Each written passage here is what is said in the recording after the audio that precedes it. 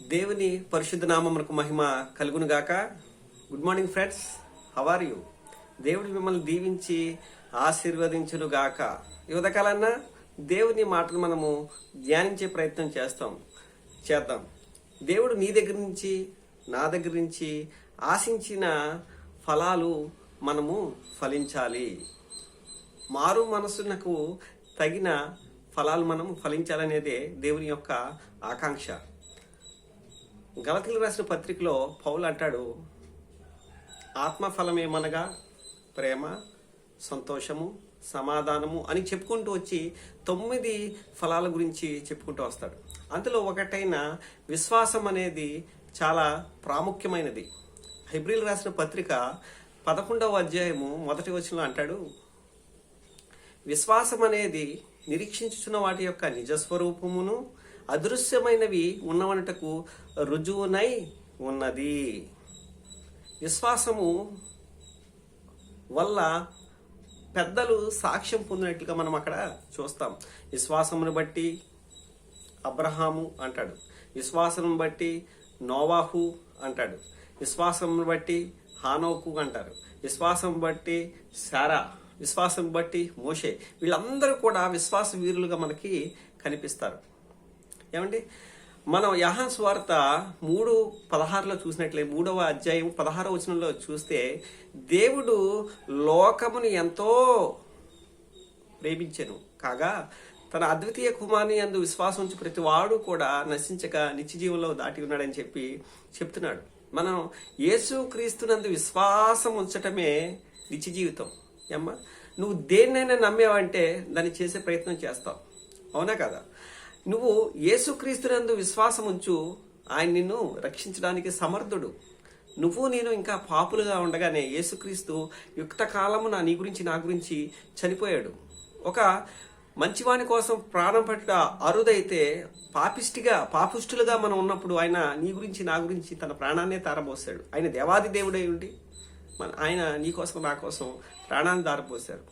రోమిలకు రాసిన పత్రిక 10వ అధ్యాయం 17వ వచనంలో అంటాడు, వినుట వల్ల విశ్వాసం కలుగును, ఆ వినుట క్రీస్తుని గురించినదై ఉండవలెను. మనం యేసుక్రీస్తు గురించి నీకు ఎవరు చెప్తున్నా, ఎక్కడ వినబడుతుందా, నువ్వు ఒకటి అర్థం చేసుకోవాలి. ఇది జీవవాక్యము, ఇది మత ప్రచారం కాదు. మతాన్ని మార్చడం, కులాన్ని మార్చుకోవడం కాదు, కానీ హృదయాన్ని మార్చుకుని యేసుక్రీస్తుని హృదయంలో చేర్చుకుంటే నువ్వు రక్షించబడతావు. ఆయన అద్వితీయ కుమారునిగా పుట్టినవాని అందు విశ్వాసం ఉంచడమే నిత్య జీవితం. ఏమ్మా, అలాగే హెబ్రీయులకు రాసిన పత్రికలో అంటాడు, మీరు విశ్వాసాన్ని వదులుకోవద్దు.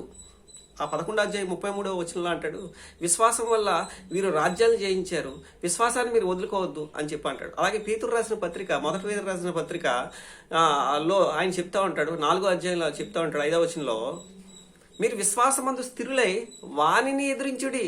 ఎవరిని? సాతానుని ఎదిరించింది. అలాగే మార్కు సువార్త అంటాడు కదా 15:15లో, నమ్మి బాప్తిజం పొందిన వాడు రక్షించబడును, నమ్మని వానికై శిక్ష విధించబడును. నమ్మి అంటే నువ్వేంటి నమ్ముతున్నావు? నువ్వు దేన్ని విశ్వసిస్తావు? నువ్వు ఏదైతే నమ్ముతావు దాన్ని విశ్వసిస్తావు. నువ్వు యేసుక్రీస్తుని విశ్వసించినట్లయితే, నమ్మితే నువ్వు రక్షించబడతావని చెప్పి బైబిల్ చెప్తుంది. నువ్వు రక్షించబడాలన్నా, నువ్వు సుఖ సంతోషాలతో వరదిల్లాలన్నా, ఏమ్మా, నువ్వు ఆనందంగా ఉండాలన్న ప్రధానమైన కారణం ఒకటే, నువ్వు దేవుని దగ్గరికి రావాల్సిందే. ఆ చంటి బిడ్డ ఏడుస్తూ ఉంటుంది. ఎప్పుడైతే తల్లి వచ్చి తన హక్కుని చేర్చుకుంటుందో ఏడుపు ఆపేస్తుంది. నువ్వు నీ దేవుని ఒళ్ళలోకి వచ్చేంత వరకు, ఆయన మాట నువ్వు వినేంత వరకు నువ్వు నీ ఏడుపు అలాగనే ఉంటుంది. నువ్వు ఎప్పుడైతే దేవుని సన్నిధికి వచ్చేసావో, దేవుని మాటను క్రియల్లో పెడుతున్నావో, నీ ఏడుపు ఆగిపోతుంది, నీ సమస్యలు తీరిపోతాయి. సమస్యను బట్టి దేవునికి దూరం అయిపోవడం కాదు, కానీ ఆ సమస్యను బట్టి దేవునికి దగ్గరగా వచ్చినట్లయితే దేవుని నిన్ను రక్షించడానికి సిద్ధంగా ఉన్నాడు. అలాగే ఇంకా మనం చూసినట్లయితే విశ్వాసం గురించి, మీరు స్థిర విశ్వాసం అయ్యేయండి, వానిని ఎదిరించుడి అంటాడు. అలాగే యాకోబు రాసిన పత్రికలో అంటాడు, విశ్వాసం క్రియలతో ముడిపడి ఉంది. విశ్వాసం కలిగి వాడివైతే నువ్వు క్రియలు కూడా చేయాలి అంటాడు. అలాగే మనం స్థిర విశ్వాసం కలిగి ఉండాలి, విశ్వాసాన్ని వదులుకోకూడదు. అమ్మా, మనం విశ్వాసంలో స్థిరులుగా ఉండాలి. అలాగే విశ్వాసాన్ని కాపాడుకోవాలని చెప్పి అపోస్తుడైన పౌలు తిమోతికి హెచ్చరిక చేస్తూ ఉంటాడు. తిమోతికి రాసిన 2వ పత్రిక మనం చూసినట్లయితే ఆ మాట అక్కడ మనకి కనిపిస్తుంది. 4:7 4:7 అంటాడు, మంచి పోరాటం పోరాడి తిని, నా పరుగు కడముట్టించి తిని, విశ్వాసమును కాపాడుకుంటుని. మనం విశ్వాసాన్ని కాపాడుకోవాలి. మనం సిరి సంపదల్ని ధనధాన్యాల్ని కాదండి కాపాడుకునేది, చరస్థిరాస్తులను కాదు కాపాడుకోవాల్సింది, వెండి బంగారాలను కాదండి కాపాడుకోవాల్సింది, విశ్వాసాన్ని అమూల్యమైన విశ్వాసం అంటాడు. పేతురు రాసిన మొదటి పత్రికలు అంటారు, దానికంటే అమూల్యమైనది మీ విశ్వాసం. వెండి బంగారాల కంటే అమూల్యమైన విశ్వాసాన్ని మీరు కాపాడుకోవడానికి లేదా వృద్ధి చేయడానికి దేవుడు నీకు శోధనలు అనుగ్రహిస్తాడు. ఆ శోధనల వల్ల నువ్వు విశ్వాసాన్ని మెరుగుపరుచుకోవాలి తప్ప విశ్వాసానికి దూరం అయిపోకూడదు. శోధనలు వస్తాయండి, యేసుక్రీస్తుని నమ్ముకున్నానండి, ఏం సుఖం అండి, ఏం ప్రయోజనం అండి, ఏ కార్యం జరగట్లేదు. తమ్ముడు చెల్లి విను, నీ కార్యం జరుగుతుంది, దేవుడిని కార్యం చేస్తాడు.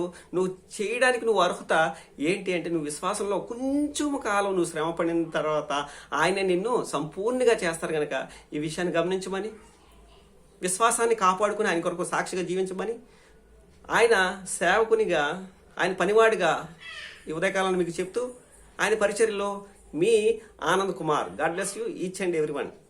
Thank you.